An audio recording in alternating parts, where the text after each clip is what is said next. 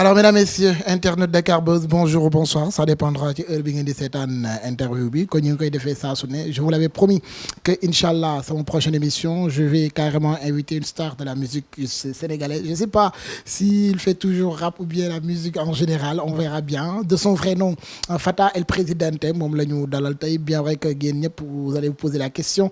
Où est-ce qu'il était? Fan la nekon, gëj ko gis, naka la démé, mi ngi Sénégal wala mi ngi State, whatever.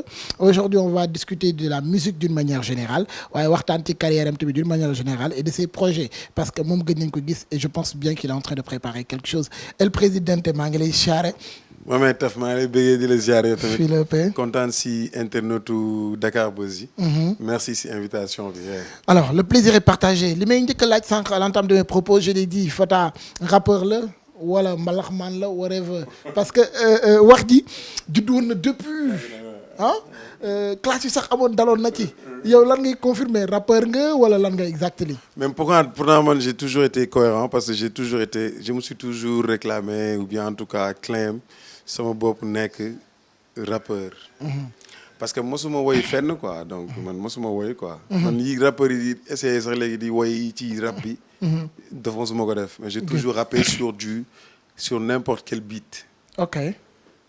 Problème boobu laa amoon amalgame boobu la amoon ak rappeurs yi. J'ai été le premier rappeur à vouloir en tout cas oser rapper sur. li ñuy wax Jolof beat yow yaa fi njëkk ñi ko fi njëkk a imposer ça. ko voulez dire beat bi sax leneen la mais rap ci beneen musique rap ci mbalax rap ci jazz rap ci sikar luñ la jox rek. nga mën ci rap mais est-ce que gëmoon nga ci moment boobu nga koy def que mënoon nga ci arrivé ci moment bi nga xam ne ñëpp dinañ la topp.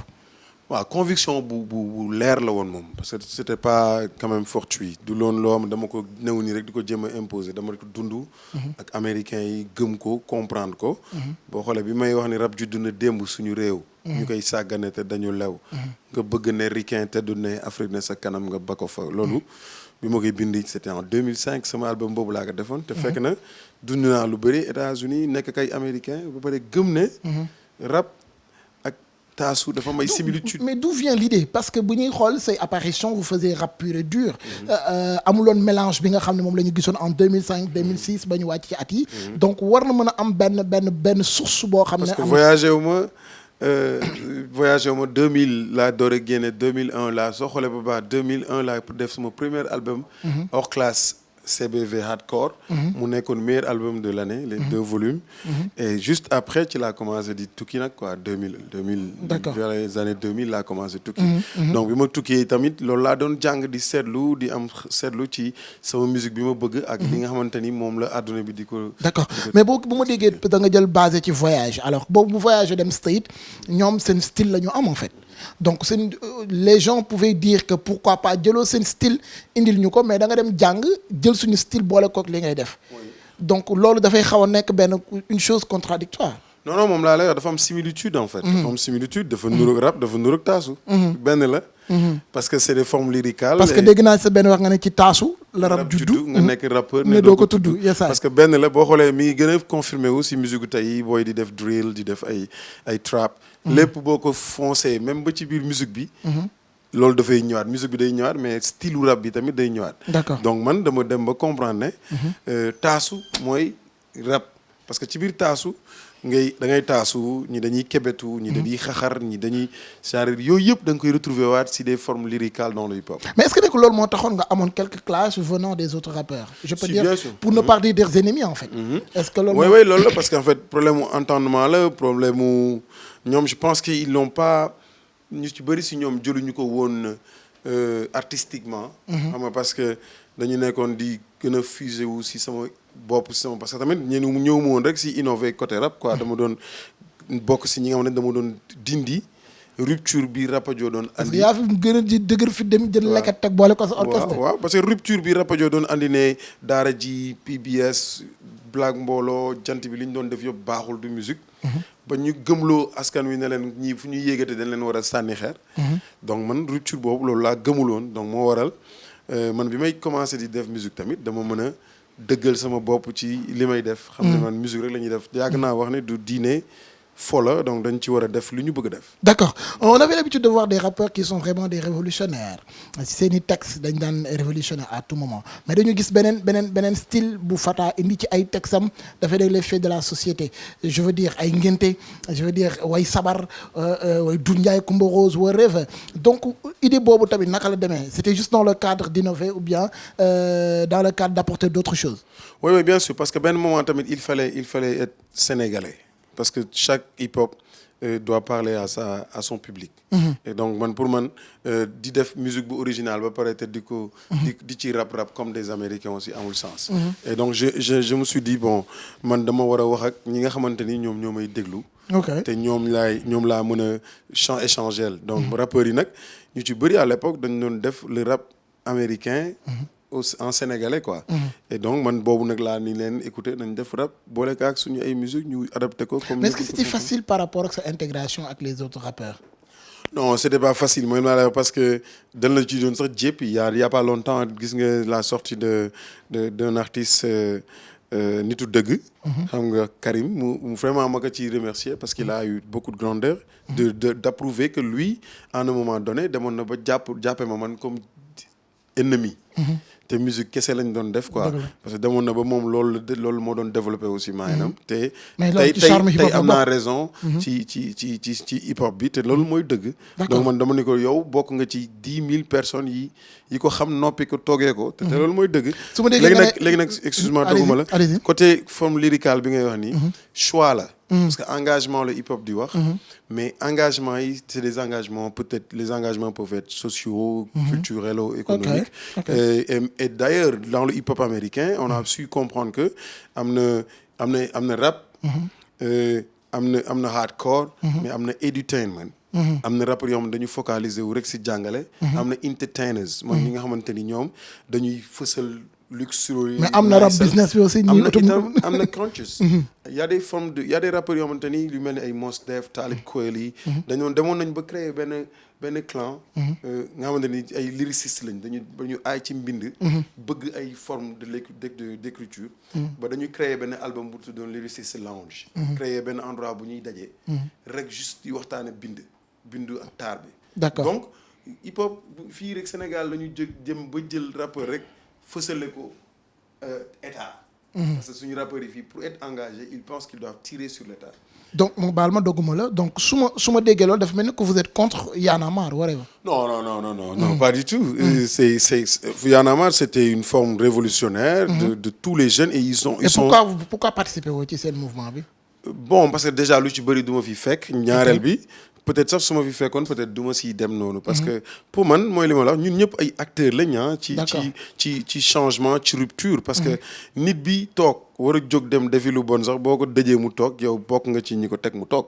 donc état bi boo bindee ci dara loo xamante ni dina conscious. ba moom bu toogee kii moo xam dafa yore xaalis alalu askan wi di ko caaxaane. normalement yow am na noo bindee ci moom war na mën a bàyyi xel ci li muy def. donc bokkul lu la tey jóg dem gis nga ñi dem di guerre yi sax. ñi sol costume yi ñooy régler problème yi donc. ça veut dire dañ leen di tayle quoi. waaw ça veut dire quelque chose voilà. D'accord donc man du ma nangu di dem di yebal sama frère ak sama doom pour ñu dem taxaw fenn di sànni xeer. alors que ñi nga xamante ni ñoom lañu dénk askan wi ñoom seen doom yi ñu ngi leen di wutal yoon bu ñu jaar pour déwén tu vois. donc man je pense que c'est objectivement j'ai le droit du peuple. war leen tegal ci. ñoom seen bopp di leen waxal li leen metti mais aussi di leen wax tamit li nga xamante ni mais est-ce que peuple bi par rapport ak ñenn dinañ la bàyyi xel parce que bu fekkee waa Y'en a marre dañu juutu seen nopp alors que les gens disaient que Fata était pas rappeur il est mbalaxmaan dañ la catégoriser woon est-ce que maintenant mélomane hip hop yi dinañ la bàyyi xel déglu la ko. mais xam nga musique nag dafa laaj cohérence ak longévité.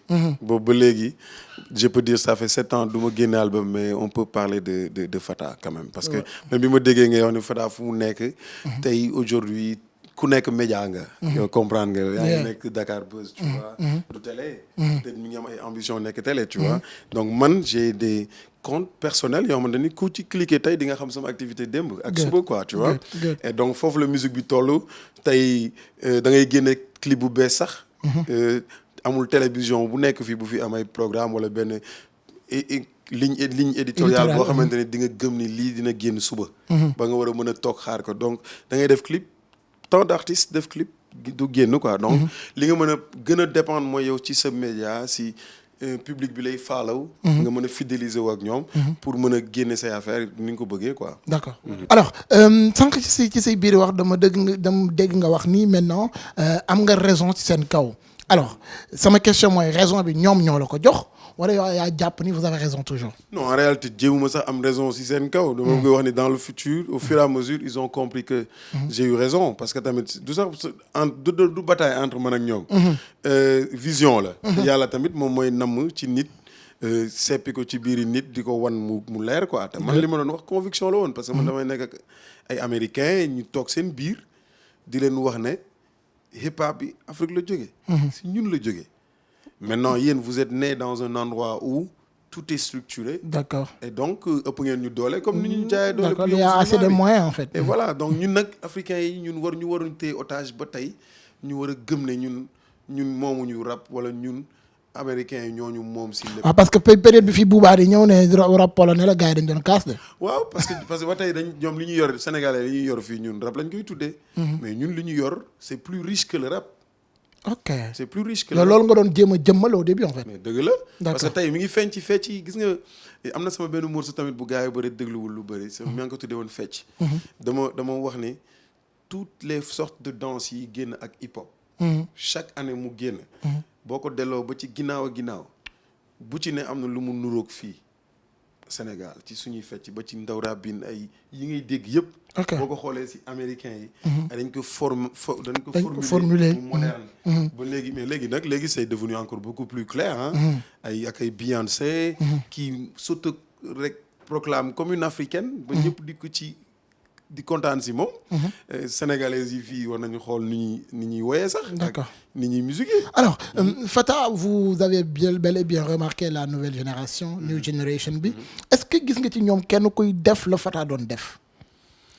bon am na si mais xam nga du ma mën a di leen citer directement allez, am na si te dama si fier dañ ciy waxtaan ak man ak moom sax dañ ciy waxtaan ba mu ne ma loolu la sax xam nga. parce que tamit.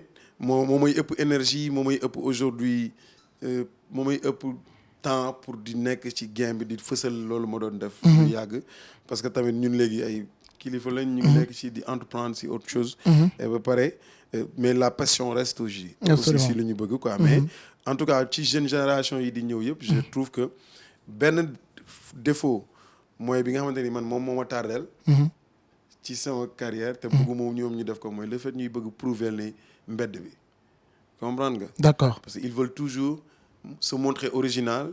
et se montrer hardcore. man daf ma taaree sama ñaari album bu njëkk bi.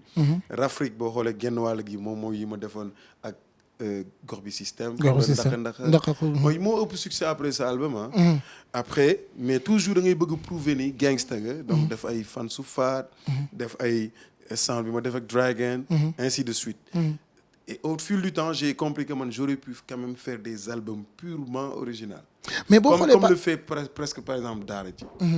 d'accord mais bu ñu xoolee say titres yi nga xam ne mooy ëpp li gars yi di gën a bàyyi xel di gën a déglu ñu ci mel ni bon parfois vous utilisez des mots dedans que les gens ne comprennent pas ay xuran ndaka xuran nga dem jël benn morceau jël Wally Seck jël Mbaye Dieye Faye teg ko muy ngénte jël Sodo Mama jël waa 5-5 gisoo ni parfois mu da ngay bëgg a nekk dans le cadre général laal mbalaxmaan yi. ouais parce que dama commencé tamit. def Bouba Ndour moom njëkk woo ma nekk ak Viviane Pacoti mu woo ma tegal ma sound boobu bul saalit ne ma ndax ñeme nga si posé boobu fekk na le rap était encore beaucoup plus sérieux ma ne ko bien sûr lu tax du ma si teg parce que j'ai eu très tôt aussi benn ouverture d'esprit mais loolu sound boobu du amul nëbbatu daf mu jox popularité bu ma weesu le public rap qui m'a fait tourner presque partout au Sénégal ba ci sous-région bi ak Viviane donc loolu da nga naan lii beneen public la te aar la quoi donc pourquoi pas nga capté leen voilà bi nga jógee ci morceau boobu dal ci boo bëggee lijjanti kii lijjanti ak Papa Ndiaye Thiou ñu jógee si Papa Ndiaye Thiou ma defaat ak morceau bu am succès ak Omar Pène donc avec Omar Pène j'ai compris que maintenant j'ai franchi la ligne des grands parce que c'était la première fois un artiste de cette dimension invité à rappeur. D'accord. Omar Pène donc Fata fu mu teg boppam old school wala. Bon, je fais partie de la deuxième génération, donc je peux dire parce qu'en fait man benn kii moom laay invité ci sama émission yi may def temps yi yu génnagul comme high level dama leen di poser question elle est où la deuxième génération elle est où la troisième génération du rap sénégalais parce que fii facilement gars yi bàyyi wala ñu nekk ci xam nga conjoncture bi si am Sénégal dëkk bi dafa metti mais en tout cas dans les pays développés du hip hop da ngay gis génération yëpp ñu actif ba tey boo demee da ngay gis mais nag fii new generation ñoo gën a actif. waaw moom laa dañuy suul et puis public bi sax ñooy xaw a kii mais ñoom dañu actiful loolu laa bëgg a wax donc ça veut dire ñan ñoo actiful. deuxième génération bi mais est-ce que gars yi xam nañ ñan ñooy deuxième génération parce que da ngeen a jaxasoo. waaw parce que da ngay gis ku nekk deuxième génération bëgg a def lu new generation bi di def. waaw loolu moom jumte la mais bëriwuñ ci de. waaw bëriwul mais am na. parfois aussi il y a des artistes qui ont du talent pour pouvoir perdurer. mais est-ce que gisoo ni parfois new generation bi dañu gis ba capter benn public bi commencé gagner moonin yow la nga daan def di ci gagner gars yi doon di jël hardcore beeg yooyu noonu new gen dañu comprendre lu ba gars yi bëgg leen a wuy si. waaw non mais bokkul parce que xam nga tey ñun jéemuñu jël seen public ñoom ñun on est resté da ngay nekk ci benn méthode boo xamante ni da ngay classique. même booy def album tu as envie juste peut-être faire benn affaire bu original pour wan leen nan naka la rek quoi. donc nekkul si xëccoo de génération. d'accord dafa tegu ci ku nekk jàng ci ki la jiitu. man nag pour man génération bi jëluñu temps. bu ñu gën a cultiver pour gën a xam ne seen grand yi dañu jar a jàngat. d'accord dañu jar a jàng dañu jar a taataan. parce que li ma gis ñuy def wax naa ko yàggul li ma gis rappeurs yu bees yi di def génération bi ils sont très talentueux mais ils se suivent ñoom seen bopp la ñuy follow te li ñuy follow noonu. mooy li ma daan wax sama morom yi. mooy le rap américain sur du beat le rap sénégalais sur du beat américain. d'accord donc mooy trap yi. mooy drill yi ñuy def. mooy style bi. attitude bi ñuy joxe ci biir musique bi solo bi. waaw parce que impression bi yëpp dafa ñëw récemment américaine mais sauf que dafa wolof. récemment gis nañ un rappeur je vais citer son nom du nom de Samba Peuzzi. def ak Bass Thioung mbalax. nekk ci biir tegu ci. bu doon sa époque est-ce que gisoo ni moment bi li la doon dal mi ngi koy commencer dal. non waaw parce que xam nga lu mooy problème bi. le problème bi mooy man mosuma def mbalax. mais daan nga bokk ak mbalax maa ne. jaxase right nekk noonu comme ñoom li ñuy def. mais le truc c'est que après aussi dafa amaale contenu. good. dafa am contenu. booy je préfère ñuy def mélange bu correct parce que man gis nga man dama yeewu bi mooy. lu ma si def rek damay woo grand yi ñu tëggal ma ko. ok. musicalement damay bëgg nekk en place. ba man sama morceau yu bëri Mbaye Dieye Faye composer musique. même balaa ma koy tëgg sabar dama koy woo bu ma nekk étage dama koy woo jónnee ko son bi WhatsApp. ne ko ban backlash yi def. parce que musicien la c'est-à-dire micro tuuti. et donc daf may jox ci gémminam wax ma bàkk bi ci donc kii ñëw di ko tëgg. dama koy day suivre nekk loolu lay déglu. parce que bu boobaa day nekk Mbaye Dieye moo tëgg par exemple ngénte lii fecc sound bi ma lay wax. voyage sound bi ma def di tukki ndar. mais boo dégloo riff yi si nekk. da ngay xam ni du ay benn sabarkat. moo ñëw rek tëgg ko. parce que sabaru tëgg sabar. ak def sabar instrument bokkul. quoi bokkul absolument. dafa métronome. ba pare dafa am bàkk yoo xam ne du ko yóbbu ci beneen temps quoi. ok voilà man je fais attention à ça. parce d'accord que je savais que on m'attendait pour des critiques donc il me faut faire de bons morceaux. mais non je vais damay des ci xam naa benn ñetti question moo ma desee parce que dama koy remercier parce que bu fekk bi muy préparé pour voyage yi ci génération bi je te donne l'exemple de Dip l'exemple de Samba Peuzzi Akhlou Brick l'exemple de Elzo l'exemple de Ngaaka Blindé naka nga gisee ñoom seen musique en ce moment. ils sont énormes ay boy yu nice lañ te ñu ngi entertain ñu ngi def affaire yu ànd ak musique quoi. yu rafet mais li ma leen di signaler rek mooy ñu xool si seen musique yi ci gën a am succès. mooy yi ñu mélanger ak mbalax bi. ak mbalax bi. waaw donc faut pas que ñuy éviter wala di bëgg prouver seen background. quoi xam nga nañ jël affaire bi pour l'intérêt du hip hop. certes il faut que ça ait du contenu il faut que ñuy wax lu am solo. il faut que ñuy wax luy wax ak sénégalais yi ci yeete ci lépp mais musique bi. na original moi je respecte Daara J. Vous respectez Daara J pourquoi? Bien sûr parce qu'ils sont restés depuis le début très authentiques. d'accord ci musique bi ci lyrique yi ci kaddu yi. ci exemplarité bi très fier de défendre les couleurs africaines. pour man c'est là où on est. parce que Afrique mooy grenier bi. su fekkee ñun dañuy nelaw nag de pareil instrument di ñu gondi yi américains yi di ñu wan ne ñoom ñoo gën a taxaw ci seen ay flow wala ci seen ay attitude di ñu wan ne ñoom ñoo gën a taxaw. ñun dañuy nelaw. d'accord waaw ñun dañu war a dem ci au fond de nos rythmes dem ci suñu ay vibes suñu ay flow. dañu am flow quoi. da ngay dégg ku taasu nga comprendre ne lii c'est du hip hop. en passant par ma Papa Ndiaye Coppet. Dame Sène mi rim jël rime ko. kii yor bongo bi la. Bass Thioung Ouzin Mbaye ainsi de suite da ngay di déglu Bass Thioung da ngay comprendre ne lii hip hop la. moo tax bu ñu ko boolee mu correct. dafay nekk quoi. d'accord da nga bëgg ñu koy mélanger en ce moment. il le faut. C'est ce qu'il faut maintenant parce que moom la américain di def nii wolof la rek bu ñu traduire en anglais su doon américain li ñuy def nii en. mais est-ce que ñun dañu war a suivre américain yi. non moom laa la waruñu leen suivre ci seen ay flow. waruñu leen suivre ci seen inspiration. parce que boo xoolee yenn boy yu bëri ni ñuy bindee. mooy li américain yi di wax da ngay gis boy bu ci bind sax nga ne mais kii ban dëkk la ne. le rappeur doit chercher de l'argent ou bien public. le public et l'argent da ngay liggéey da ngay am entertainment. parce que même mën nga gis rappeur artiste bu populaire te mënul am xaalis parce qu'il a pas su faire de son public un public qui achète. D'accord. parce que rap sénégalais loolu moo ko tumurankeel lu yàgg. mooy public bi dañ ñu moom lu yàgg. mais pourquoi pas assez de label pour hip hop. bon parce que musique bi moom laa la dañ ko tàmm xoolee askan bi dañ ko tàmm xoolee musique gu dëgg rek. musique gu dëgg rek quoi. waaw musique bi daal moo fi nekk pour du ñu waxal suñu problème. ba pare bu ñu paree rappeur bi bu génnee ñu xoolee ko boy. tuddee ko boy rappeur bi. ba pare bu génnee ñu mën ko pirater déglu ko sans ñu xalaat ni rappeur bi moom war na lekk war na am doom. war na fay courant. et tout ça. d'accord donc rappeur bi dafa sonn si loolu da ci yàgg. alors dañu dugg ci benn moment boo xam ne dafa difficile muy feebar bi coronavirus mu daal di dugg ci mim réew def beaucoup de dégâts daal di tëj salle de spectacle yi boîte yi ay activités yi musiciens yi artistes d'une manière générale doon defatuñ ko ñu génn benn fonds jox ko musique urbaine déggoon nga loolu. dégg naa ko si. d'accord jot nga ci sa wàll. non. pourquoi. bon xëy na dama si war a dem doxi mais dama si doxul rek. da nga amul seen jot wala da nga defatul sa bopp. non bon si diggante Covid bi man maa ngi ñëwoon pour 1 mois pour génne sama album en février. bi ma ñëwee tamit affaire bi am mu def sama single waroon lancer sama point de presse au terre bi. affaire bi ñu commencé tëj dëkk bi. aussitôt j'ai pensé à faire autre chose donc du coup si la defee benn compilation bu njëkk am si Covid bi mooy bi Awadi. Clayton Hamilton. Titi man maa ko def ak suma label Taf Label. ñu jógee si ma woo maire may Fatou Lawbe.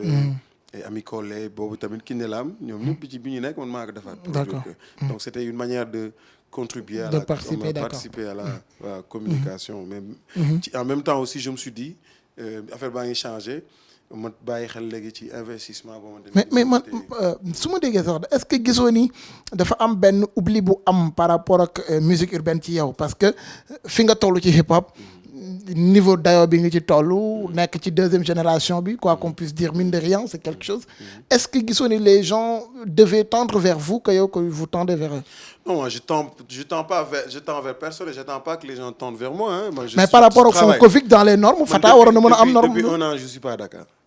ci diggante bi may yegsee presque 3 semaines si le Covid bi am. ñu d'accord naa ba tey. mais dama ñëw ak ay projet quoi donc du coup le temps may nekk di perdre temps si. mais on doit pas oublier Fata.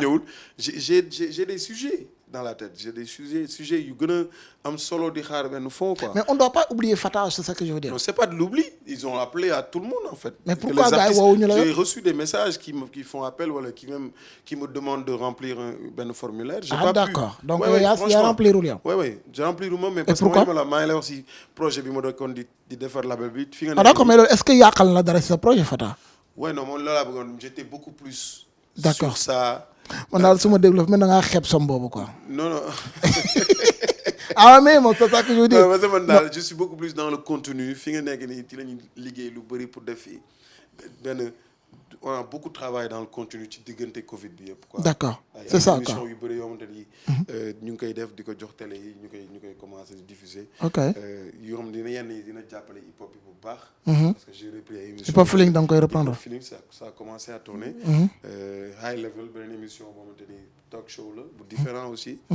et voilà yeneen émission apéro yëpp ci endroit bi lañ koy defee. donc du coup ça m'a permis de beaucoup bosser. et de pouvoir quand même avancer, mais c'est quelque chose de clair, c'est que période le bout difficile ci artistes yi. En plus que Sénégal ils ont libéré tout le monde ah taximan yi kaas nañ transporteurs yi kaas nañ. ñu delloowaat leen ñu dawal ci tali bi.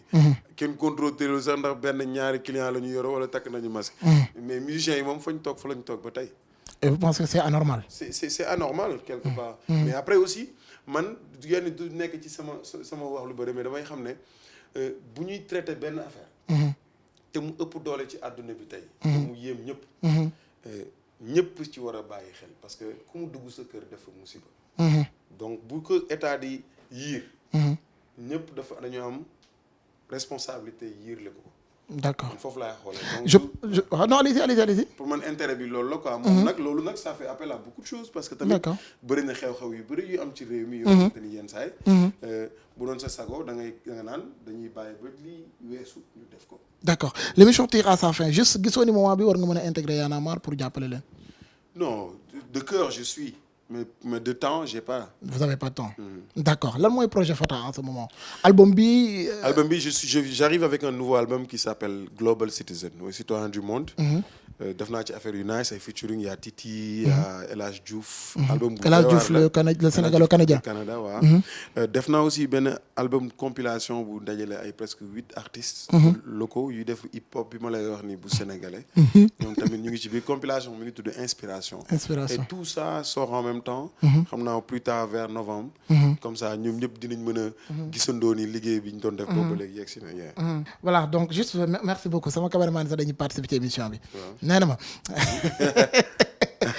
ma est-ce que ci label bi y a des artistes yoo xam ne ce sont des artistes de renom ñu gars yi xam ba xam ñu ngi ci label Taf Label. bon man j'ai jamais travaillé comme ça. waaw man mosuma liggéeyee noonu boo xoolee boy yu bëri yi nekk ci hip hop bi léegi. si hip hop feeling lañ jaar mais kenn xamu leen woon bi ñuy tàmbalee. ah d'accord yow doo jël ku ñu xam ko vraiment ñuy liggéey ak ay artistes yoo xamante ni sont moins connus. mais qui ont du talent. Vous faites de la production d'émissions.